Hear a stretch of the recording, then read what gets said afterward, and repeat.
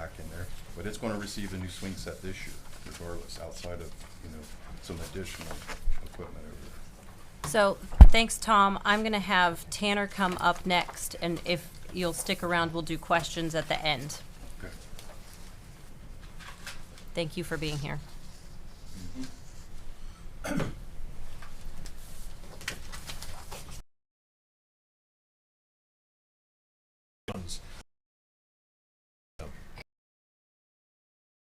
Easy to do, I have found. While we were at the Babe Ruth Field, and I do want to reiterate that while we were at the Babe Ruth Field, this is more of a conversation about all 12 of what abilities of the league, and we are working to go into effect now. I can kind of hammer out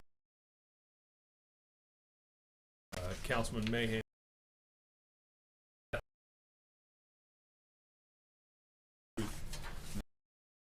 A public and that is to kind of Mr. Hink's statement. Even though we have the council discretion on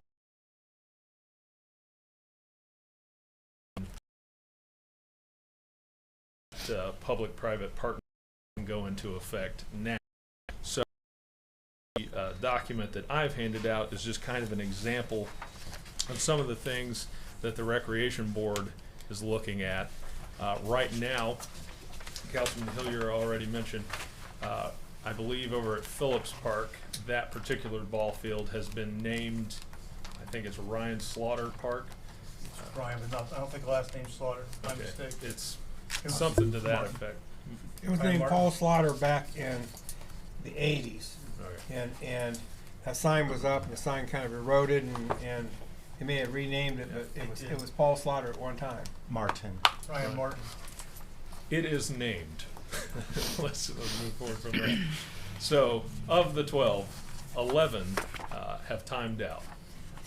Currently, it is the position of the city that if 25 signatures are gathered of electors in the city, you can name, and it brings to the Recreation Board votes, and then we bring it to council. You can name a ball field across the board. So, when we're talking about these, and you can look at the pricing structure even on this. When we're talking about dugouts, some of the small business owners, Seavolt Photography, perhaps, I don't know where John went. If they wanted, if a business like that, What would you like to see? And maybe talk to the people. I'm not asking for donations from Arrow, they do a great job, but maybe Yeah. talk to them about I'm not talking $10,000, I'm not talking $20,000. right. I'm talking thousands and thousands of dollars that some of these corporations have put in to ballparks around the state. Sure. Yeah. And maybe ask somebody like Ariel or the foundation for some guidance on how to go about reaching out to some of these businesses.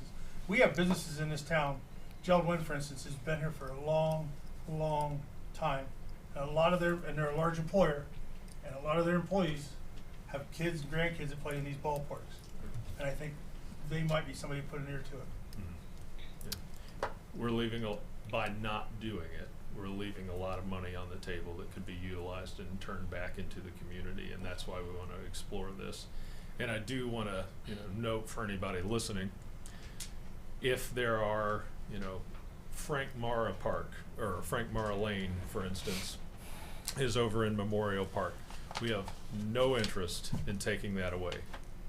He committed a lot of, time and effort into this. Took pictures of the mess, and we can pass them around.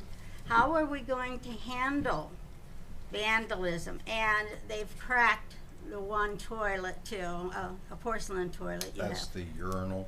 Yeah, the urinal. Yeah, it's actually been cracked. Yeah, I was going to say, how are we going to handle vandalism? We can make things beautiful, but we can't put cameras in bathrooms. Well, you're correct, not in the bathroom, but we do have them now at that facility. At Phillips? Yes, on the outsides of the bathroom. So We have one there at the pavilion on the backside. There's one on the pool to the on the utility pool at the entrance of those bathrooms. No, I did not hear about this weekend. Now I got painters painting these bathrooms. I hope they didn't already just do this after they've all been painted. But they've been working on that, and I know the weather's slowed them down on getting some painting done. And Jess, they file a police report. Did. Did I didn't. okay. One thing I'd like to let everybody know is when they find vandalism, if they can file a police report, because Wade has access to those cameras, doesn't he? We can. Yeah. We get access to them.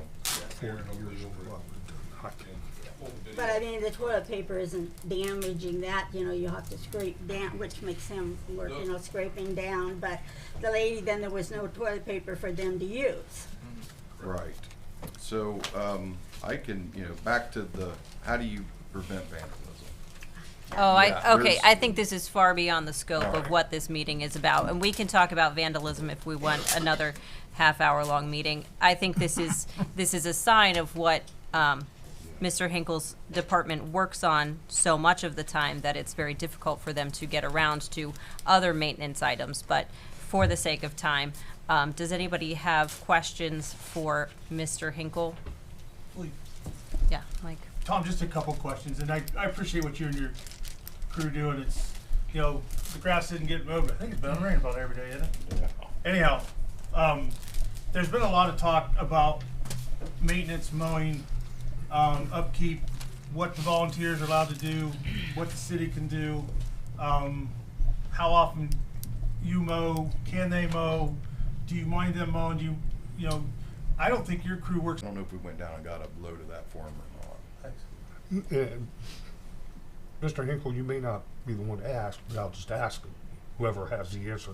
So the structure that was burned up at Riverside Park, and that was a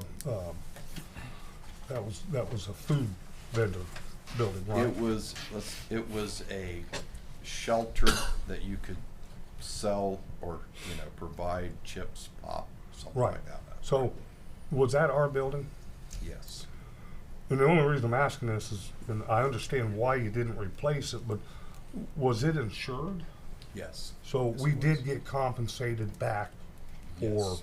the costs of that. Okay, that's That money you know. went right back into what. But I replaced it. understand why you didn't rebuild the structure, because somebody would just burn it down again.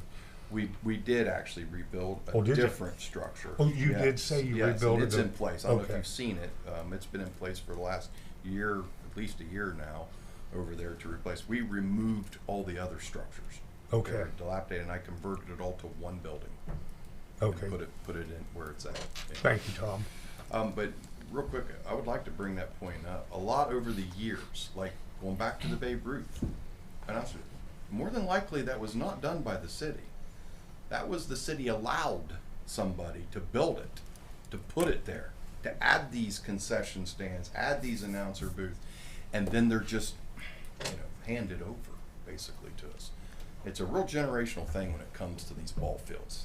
I mean, Mr. Mahan? Yeah, I just want to make